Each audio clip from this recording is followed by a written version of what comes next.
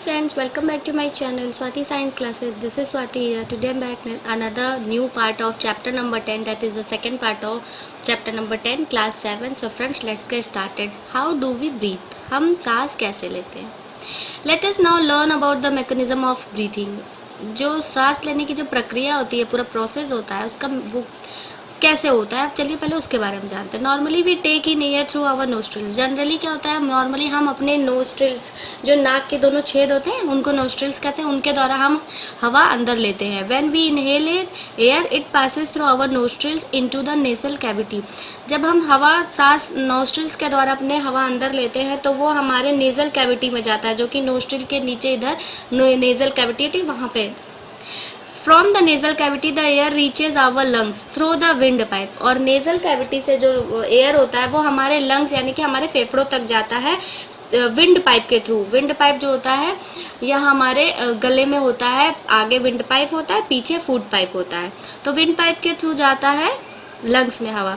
Lungs are present in the chest cavity. जो chest हमारी chest cavity होती है वहाँ पे लंग्स हमारा प्रेजेंट होता है, वहाँ पे लंग्स होता है। फिगर 10.4 ये देखिए 10.4, ये है पूरा लंग्स का डायग्राम। ये है हमारी नेज़ल पैसेज, यहाँ पे नोस्ट्रिल्स होते हैं, यहाँ से नेज़ल पैसेज, ये है हमारी ओरल कैविटी, और यहाँ पर आता है फिनिक्स, ट्रैकिया। ट्रैकिया जो होता है फूड विंड पाइप के से जो हवा होते हुए जाती है वो ट्रैकिया के थ्रू होते हुए हमारे लंग्स में जाती है। ये पूरा लंग्स है, ये लंग्स है, और ये रिब्स हैं, और यहाँ सबसे नीचे होता है ये diaphragm.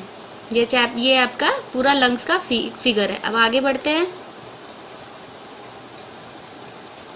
This cavity is surrounded by ribs on the sides. जो ये कैविटी है चेस्ट कैविटी, ये सराउंडेड यानी कि घिरी हुई है रिब्स से, साइड से घिरी हुई है।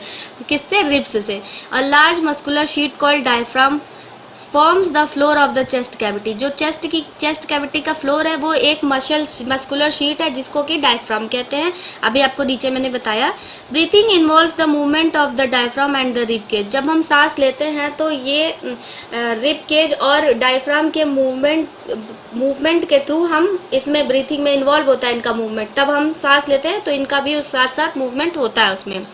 During inhalation ribs move up and outwards and diaphragm moves down. जब हम इनहेल करते हैं, एयर को अंदर लेते हैं, सांस को अंदर लेते हैं, तो रिब्स जो होते हैं वो मूव होते हैं, वो ऊपर की तरफ मूव होते हैं और आउटवर्ड्स ऊपर होते हैं और थोड़ा सा बाहर निकलते हैं, और जो डायफ्राम होता है वो नीचे को दबता है थोड़ा सा। This movement increases space in our chest cavity and air rushes into the lungs.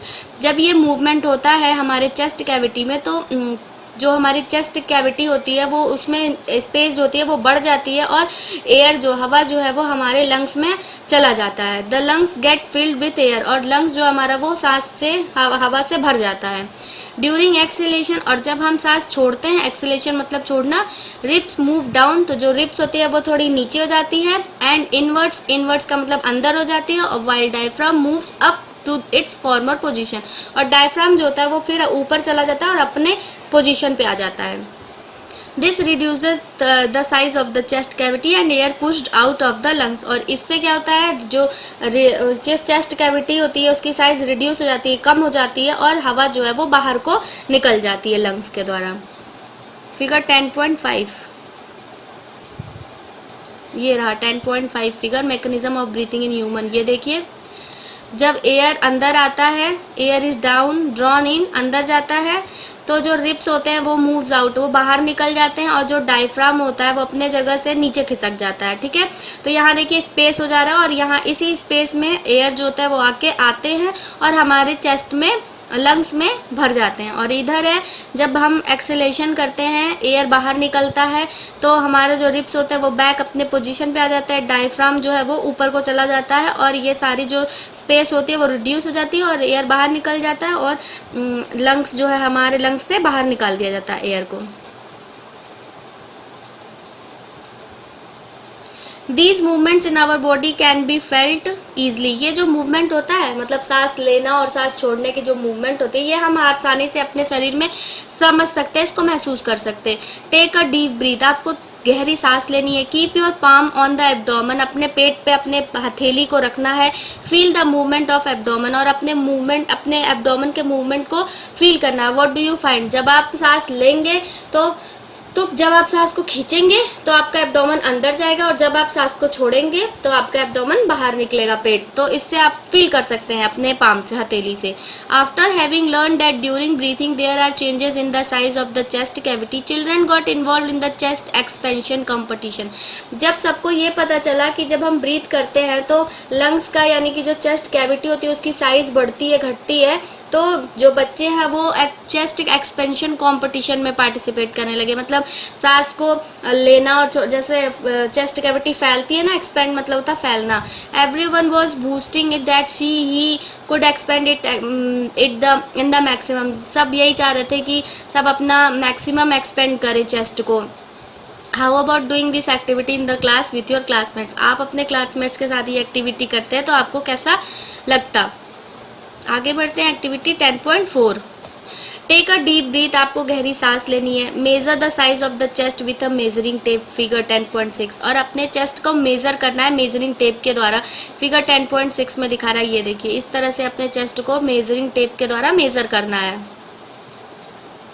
And record your observation in table 10.2। और आपको ये ऑब्जर्वेशन जो है वो 10.2 में टेबल में रिकॉर्ड करना है। Measure the size of the chest again when expanded and indicate which classmate shows the maximum expansion of the chest. उसके बाद सांस को फुलाना, अपने सांस को फैलाना, अपने चेस्ट को फैलाना है और उसके बाद फिर आपको मेजर करना है मेजरिंग टेप से और लिखना है और ये देखना है कि कौन से क्लासमेट्स में ज़्यादा से ज़्यादा किसने एक्सपेंड किया। We can understand the mechanism of breathing by a simple model. हम अपने मैकेनिज्म जो है इसका ब्रीथिंग का एक सिंपल मॉडल से समझ सकते हैं। आगे बढ़ते हैं activity 10.5। Take a wide plastic bottle. इस मॉडल के द्वारा, इस एक्टिविटी के द्वारा हम मैकेनिज्म समझेंगे सांस लेने वाली ब्रीथिंग की। एक आपको प्लास्टिक की चौड़ी बोतल लेनी है, वाइड मतलब होता है चौड़ा। रिमूव द बॉटम, उसके नीचे का जो हिस्सा होता है उसको आपको हटा देना है। Get a Y shaped glass और प्लास्टिक ट्यूब, आपको एक वाई शेप्ड का ग्लास लेना है या फिर प्लास्टिक की ट्यूब लेनी है। Make a hole in the lid so that the tube may pass through it, और जो बॉटल ले रहे हैं प्लास्टिक का उसके लिड पे, उसके ढक्कन पे थोड़ा सा छेद भी कर देना ताकि वो जो ट्यूब है वो उससे पास थ्रू हो जाए। To the forked end of the tube fix 2 deflated balloon, जो ट्यूब का फोक्ड यानी कि नीचे का हिस्सा जो वी शेप का होगा उस दोनों में इन्फ्लेटेड बलून्स यानी कि पिचका हुआ बलून आपको लगा देना है। Introduce the tube into the bottle as shown in figure 10.7। इस तरह से आपको बॉटल में ट्यूब को फिक्स कर देना है। इस तरह से ये वी शेप हो गया और ये जो ऊपर से ढक्कन से इसका थोड़ा सा सिरा ऊपर निकाल देना और इस तरह से आपको ये सेट कर देना है पूरा। नाउ कैप द बॉटल, और बॉटल के कैप को टाइट से बंद कर देना है। Seal it to make it airtight, और आपको इतना टाइट बंद करना है कि वो एयर टाइट रहे, उसमें हवा बिल्कुल ना रहे। To the open base of the bottle tie a thin rubber और plastic sheet using a large rubber band. या तो आप जो नीचे का जो हिस्सा जो बॉटम हमने निकाल दिया था वहाँ पे आप या तो एक रबर लगा दीजिए थिन, या फिर प्लास्टिक की कोई शीट लगा दीजिए बड़ा रबर बैंड उसमें अटैच करके, ताकि वो निकले ना। To understand the expansion of the lungs, pull the rubber sheet from the base downwards and watch the balloons। अब आपको एक्सपेंशन जो है वो समझने के लिए क्या करना है, लंग्स का एक्सपेंशन समझने के लिए रबर शीट जो है उसको डाउनवर्ड्स यानी कि नीचे की तरफ खींचना है। ये देखिए इस फिगर में जैसे ये पकड़ के इसको नीचे की तरफ खींच रहे हैं, ठीक है, इस तरह से। Next push the rubber plastic sheet up and observe the balloons. उसके बाद से फिर जब आप उसके बाद से आपको ये जो आप यहाँ नीचे खींच रहे हैं यहीं पर आपको ऊपर की तरफ इसको रबर शीट को वापस करना है और बलून को देखना है कि एक्टिविटी में क्या हो रहा है। जब हम नीचे खींच रहे हैं तो बलून फूल रहा है, बलून्स में एयर फिल हो रहा है, और जब हम ऊपर की तरफ धक्का दिए तो बलून जो है वो पिचक गया है, फुट गया है। What do the balloons in this model represent. यहाँ पे बलून क्या रिप्रेजेंट कर रहा है, बलून्स यहाँ पे हमारे लंग्स को रिप्रेजेंट कर रहा है। What does the rubber sheet represent, और जो नीचे की रबर शीट है वो क्या रिप्रेजेंट कर रही है, तो जो नीचे की रबर शीट है वो हमारी मस्कुलर शीट यानी कि डायफ्राम को शो कर रही है, रिप्रेजेंट कर रही है। Now you should be able to explain the mechanism of breathing. अब आपको समझ में आ गया होगा कि ब्रीथिंग का जो मैकेनिज्म है वो कैसे होता है। आगे बढ़ते हैं। What do we breathe out, हम बाहर क्या निकालते हैं सांस के द्वारा। Take a slender clean test tube और अ ग्लास प्लास्टिक बॉटल, या तो आप एक क्लीन टेस्ट ट्यूब लीजिए या फिर प्लास्टिक या ग्लास की एक बॉटल ले लीजिए। Make a hole in its lid and fix it on the bottle, उसके बाद उसकी लिड पे एक छोटा सा छेद कर दीजिए और उसको बॉटल पे फिक्स कर दीजिए। पोर सम फ्रेशली प्रिपेयर्ड लाइम वाटर, चूने का पानी, फ्रेशली बनाया हुआ चूने का पानी उसके अंदर डाल दीजिए। इन द टेस्ट ट्यूब में। Insert a plastic straw through the hole in the lid in such a way that it dips in lime water. उसके बाद उस होल में, जो ढक्कन में होल बनाया था, उस होल के थ्रू एक स्ट्रॉ डालना है ऐसा, और स्ट्रॉ को इतना नीचे तक डालना है कि वो लाइम वाटर में वो डूब जाए, उसका आधा सिरा, उसका एक सिरा डूब जाए। Now blow gently through the straw in a few times. उसके बाद से आपको कई बार थोड़ा थोड़ा फूंक मारना है स्ट्रॉ के थ्रू लाइम वाटर में। फिगर 8.10.8 इस तरह से टेस्ट ट्यूब है। ये टेस्ट ट्यूब है। वैसे आप बॉटल लेंगे तो ढक्कन में छेद करके स्ट्रॉ घुसा के और ऐसे फूंक मारना है। इसमें लाइम वाटर और ये स्ट्रॉ है। Effect of exhaled air on lime water, ये ऐसे बबल्स जैसे बनकर आ जा रहे हैं, उसमें बबल्स बनेंगे। Is there a change in the appearance of lime water, bubbles बनेंगे। Can you explain this change on the basis of what you learn in chapter 6। Chapter 6 में मैंने आपको बताया था, अगर आपको रिकॉल करना हो तो आप चैप्टर 6 जाके वापस से पढ़ लीजिए, वहाँ पे मैंने आपको एक्सप्लेन किया है। You are aware that air we inhale और exhale is a mixture of gases. आपको ये पता ही है कि जो हम हवा लेते हैं या फिर हम जो छोड़ते हैं वो गैसों का मिक्सचर होता है। व्हाट डू वी एक्सहेल, हम क्या बाहर निकालते हैं। Do we exhale only carbon dioxide और a mixture of gases along with it, क्या हम सिर्फ कार्बन डाइऑक्साइड बाहर छोड़ते हैं या फिर कुछ गैसेस का मिक्सचर भी होता है उसके साथ में। You must have also observe that if you exhale on a mirror, आपने कभी ध्यान दिया होगा कि अगर आप कभी शीशे के ऊपर सांस ऐसे छोड़ते हैं, a film of moisture appears on its surface, तो उस पर एक धुंधला दिखने लगता है, एक मॉइस्चर सा हो जाता है। From where do these droplets come, और उसमें छोटे छोटे ड्रॉपलेट्स आ जाते हैं, वहीं से वो ये ड्रॉपलेट्स आ रहे हैं जो कि लाइम वाटर में दिख रहे हैं आपको।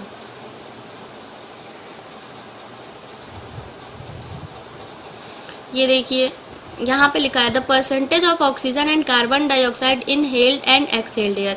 इनहेल्ड में जब हम ऑक्सीजन लेते हैं तो वो 21% होता है, और जो हम छोड़ते हैं कार्बन डाइऑक्साइड वो होता है 0.04%। और जब हम एक्सहेल करते हैं, यानी कि जब हम बाहर छोड़ते हैं, तो उसमें जो सांस हम छोड़ते हैं उसमें 16.4% ऑक्सीजन होता है और 4.4% कार्बन डाइऑक्साइड होता है। आगे बढ़ते हैं, ब्रीथिंग इन अदर एनिमल्स। दूसरे जानवरों में ब्रीथिंग कैसे होती है, वो सांस कैसे लेते हैं। Animals such as elephants, lions, cows, goats, frogs, lizards, snakes, birds have lungs in their chest cavities like the human beings. इनकी भी, ये जो जितने जानवरों के नाम लिखे हैं, इनके पास भी चेस्ट कैविटीज होती है जैसे कि हम ह्यूमन बींग्स में होती है। How do these organisms breathe, ये कैसे सांस लेते हैं, ये जीव कैसे सांस लेते हैं। Do they also have lungs like those of human beings, क्या इनके पास भी लंग्स होता है जैसे हम ह्यूमन बींग्स के पास होता है। लेट अस फाइंड आउट, चलिए पता लगाते हैं। पहला है कॉकरोच, और cockroach has small openings on the sides of its body. जो कॉकरोच की बॉडी होती है उनके साइड्स में छोटी छोटी ओपनिंग्स होती है, यानी कि छोटे छोटे छेद होते हैं। Other insects also have similar openings, और भी जो इंसेक्ट्स होते हैं उनके पास भी ऐसे छोटे छोटे छेद होते हैं उनकी भी बॉडी में। ये देखिए ऐसे छोटे छोटे छेद होते हैं, ट्रैकिया कहते हैं, इनके द्वारा ये सांस लेते हैं। These openings are called spiracles. इनको स्पाइरिकल्स कहते हैं, जो ओपनिंग्स होते हैं छोटे छोटे। फिगर यहाँ पे दिख रहा है आपको, ये ट्रैकियल सिस्टम है कॉकरोच का। Insects have a network of air tubes called ट्रैकी। जो इंसेक्ट्स होते हैं उनका एक नेटवर्क होता है एयर ट्यूब्स का, जिसको ट्रैकी कहते हैं। फॉर गैस एक्सचेंज, जो गैस एक्सचेंज करने के लिए होते हैं। Oxygen rich air rashes through spiracles into the tracheal tubes, diffuses into the body tissue and reaches every cell of the body. Oxygen rich air rashes through spiracles, जो spiracles होते हैं वहाँ से ऑक्सीजन रिच एयर जो होते हैं वो into the tracheal tubes, और जो पहले तो स्पाइरिकल्स होते हैं उनके थ्रू एयर जो होते हैं, जो ऑक्सीजन में रिच होते हैं वो अंदर आते हैं, और ट्रैकियल ट्यूब्स के द्वारा diffuses into the body tissue, वो बॉडी के टिश्यू में चले जाते हैं, और and reaches every cell of the body, और हर सेल में वो ऑक्सीजन जो है वो चला जाता है। Similarly carbon dioxide from the cells goes into the tracheal tubes and moves out through spiracles. इसी तरह से सेम कार्बन डाइऑक्साइड जो होता है वो ट्रैकियल ट्यूब्स, पहले ट्रैकियल ट्यूब्स में से निकलता है, फिर वो स्पाइरिकल से होते हुए बाहर निकल जाता है। These air tubes और ट्रैकी are found only in insects and not in any other group of animals. ये जो स्पाइरिकल्स होते हैं या ट्रैकी ट्यूब्स होते हैं, ट्रैकियल ट्यूब्स या ट्रैकी कह सकते हैं, ये जो है सिर्फ इंसेक्ट्स में होते हैं और किसी जानवर में, ग्रुप के जानवर में नहीं होते हैं। एक बात और मैं बताना चाहती हूँ आपको कॉकरोच के बारे में। एक इंटरेस्टिंग बात होती है, अगर हम कॉकरोच को मुंह से, उस कॉकरोच का मुंह डाल के अगर अंदर पानी के अंदर उनको मारने की कोशिश करेंगे तो वो नहीं मरेंगे। और अगर हम उनकी बॉडी, गर्दन तक की बॉडी उनकी अगर हम पानी में डुबा दें तो आसानी से कॉकरोच मर जाते हैं। ऐसा क्यों होता है? क्योंकि वो उनकी बॉडी के साइड्स में जो ये ट्रैकिया होते हैं या फिर स्पाइरिकल्स होते हैं, इनके थ्रू वो सांस लेते हैं। इन्हीं के थ्रू उनका गैस का एक्सचेंज होता है, कार्बन डाइऑक्साइड और ऑक्सीजन का। तो अगर हम सिर्फ सर उनका डुबाएंगे तो वो नहीं मरेंगे, क्योंकि वो सांस यहाँ से लेते हैं। अगर हम उनकी बॉडी यहाँ तक, गर्दन तक पानी में डुबाते हैं, पानी में अगर हम उनको ले जाते हैं तो वो मर जाते हैं, क्योंकि वो उनका स्पाइरिकल्स और ट्रैकिया वो डूब जाता है पानी में और वहाँ पानी भर जाते हैं उन छेदों में और वो सांस नहीं ले पाते, इस वजह से वो मर जाते हैं। आगे बढ़ते हैं, earthworm. Recall from chapter 9 of class 6 that earthworms breathe through their skins. आपने चैप्टर 9 में पढ़ा था, क्लास 6 के चैप्टर 9 में, कि अर्थवॉर्म जो होते हैं वो अपने स्किन के द्वारा सांस लेते हैं। The skin of an earthworm feels moist and slimy on touching. जब हम अर्थवॉर्म को टच करते हैं तो उनकी जो स्किन होती है वो मॉइस्ट, हल्की गीली होती है और स्लाइमी होती है, मतलब फिसलती है, स्लिपरी होती है थोड़ी सी। Gases can easily pass through them, इसलिए उनके ऊपर से गैस जो होते हैं वो आसानी से पास हो जाते हैं। थ्रू दो frogs have pair of lungs like human beings, they can also breathe through their skin which is moist and slippery. और जो फ्रॉग्स होते हैं उनके पास लंग्स का पेयर होता है, जैसे कि हम ह्यूमन बींग्स के पास होता है, लेकिन वो स्किन के द्वारा भी सांस ले सकते हैं और उनकी भी स्किन जो होती है वो मॉइस्ट और स्लिपरी होती है। ब्रीथिंग अंडर वाटर, पानी में अंदर सांस कैसे लेते हैं? We can survive in water, क्या हम सर्वाइव कर सकते हैं वाटर में? नहीं, हम ज़्यादा देर तक पानी में नहीं सर्वाइव कर सकते। There are many organisms which live in water, बहुत सारे ऐसे जीव होते हैं जो कि पानी में रहते हैं। How do they breathe under water, वो अंदर पानी के अंदर कैसे सांस लेते हैं? You have studied in class 6 that gills in fish help them to use oxygen dissolve in water. आपने क्लास 6 में पढ़ा था कि जो फिश के गिल्स होते हैं वो उनको हेल्प करते हैं वाटर में जो डिजोल्व ऑक्सीजन होते हैं उनको लेने में। Gills are projections of the skin, gills होता है वो प्रोजेक्शंस होते हैं, यानी कि गिल्स जो है वो फिश में उभरा हुआ एक हिस्सा है, उनका पार्ट है बॉडी का। You may wonder how gills help in breathing, आप सोच सकते होंगे कि गिल्स कैसे उनको मदद करता है सांस लेने में। Gills are well supplied with blood vessels for exchange of gases, gills में गिल्स में पूरा प्रॉपर ब्लड वेसल्स का सप्लाई होता है और वहीं से एक्सचेंज होते हैं गैसेस के गैस एक्सचेंज होता है वहीं से। डू प्लांट्स ऑल्सो रेस्पायर, क्या पौधे भी सांस लेते हैं? Like other living organisms, plants also respire for their survival, as you have learned in class 6.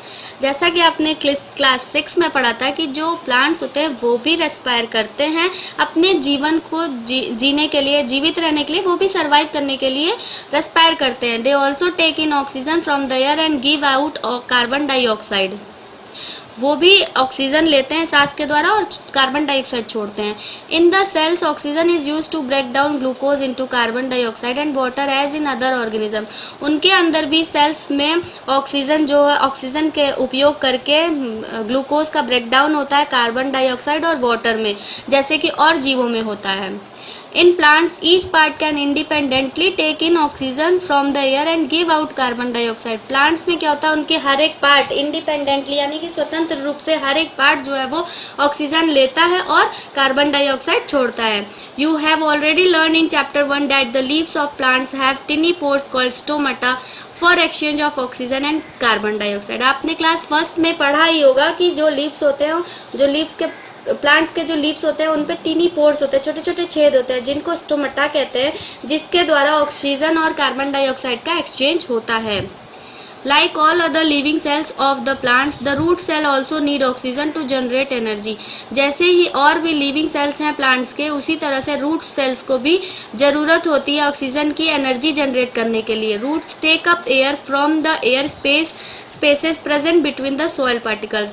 Roots जो होते हैं वो कहाँ से एयर लेते हैं? वो एयर जो है वो जो सॉइल में एयर स्पेस होता है, जो सॉइल में एयर स्पेस होता है उनके थ्रू सॉइल पार्टिकल्स के बीच में जो एक गैप होता है उसमें एयर भरे होता है, उन एयर को लेकर उन एयर से ये ऑक्सीजन लेते हैं सॉइल के रूट से। ये देखिए ये सॉइल के पार्टिकल्स हैं, ये रूट एयर है, और ये सॉइल के पार्टिकल्स के बीच में जो स्पेस है इसमें हवा भरी होती है, यहीं से वो ऑक्सीजन लेते हैं root. Can you guess what would happen if a potted plant is overwatered? क्या आप गैस कर सकते हैं कि अगर कोई प्लांट लगा हुआ है, पौधा लगा हुआ है और उसको ज़्यादा पानी दे दिया गया तो फिर वो भी ज़्यादा पानी दे देते हैं। तो कभी कभी आपने ध्यान दिया होगा घरों में कि अगर हम पौधे लगाते हैं उनको ज़्यादा पानी दे देते हैं तो वो ख़राब हो जाते हैं, क्योंकि रूट्स को उनके एयर से ऑक्सीजन नहीं मिलता है पानी ज़्यादा होने के कारण, तो फिर वो सड़ जाते हैं, गल जाते हैं या मुरझा जाते हैं, खराब हो जाते हैं plants. In this chapter you learn that respiration is a vital biological process. ये जैविक प्रक्रिया होती है, वाइटल बायोलॉजिकल प्रोसेस होता है। All living organisms need to respire to get the energy needed for their survival. सारे लिविंग ऑर्गेनिजम्स को respire करने के लिए रेस्पायर करना पड़ता है एनर्जी को के लिए, उनकी जितनी उनको एनर्जी की जरूरत होती है उसके लिए और जीवित रहने के लिए। अगर हम सांस नहीं लेंगे, अगर हम रेस्पायर नहीं करेंगे तो हमारे पास एनर्जी नहीं होगी, हमारे पास एनर्जी नहीं होगी तो हम जीवित नहीं रहेंगे, हम सांस नहीं लेंगे तो भी हम जीवित नहीं रहेंगे। तो इन सब का कंक्लूज़न ये है कि हमारे लिए सांस लेना बहुत ज़रूरी होता है, रेस्पायर करना बहुत, रेस्पायरेशन प्रोसेस हमारे लिए बहुत ज़रूरी होता है। So friends, chapter number 10 respiration in organisms यहाँ पे ख़त्म हो रहा है। रेस्पिरेशन इन ऑर्गेनिजम्स ख़त्म कर रही हूँ। इसके आगे मैं आपको इसी चैप्टर का क्वेश्चन आंसर और वर्कबुक अपलोड करूँगी नेक्स्ट वीडियो में। प्लीज़ मेरे चैनल पर बने रहिए। अगर आपको अच्छा लगता है तो प्लीज़ मेरे चैनल को सब्सक्राइब करिए, लाइक करिए। आपके लाइक्स आते हैं तो मुझे मोटिवेशन मिलता है, तो मैं आगे वीडियोज़ बनाऊँगी आपके लिए और अच्छे। प्लीज़ बने रहिए। मिलती हूँ अपने नए वीडियो के साथ।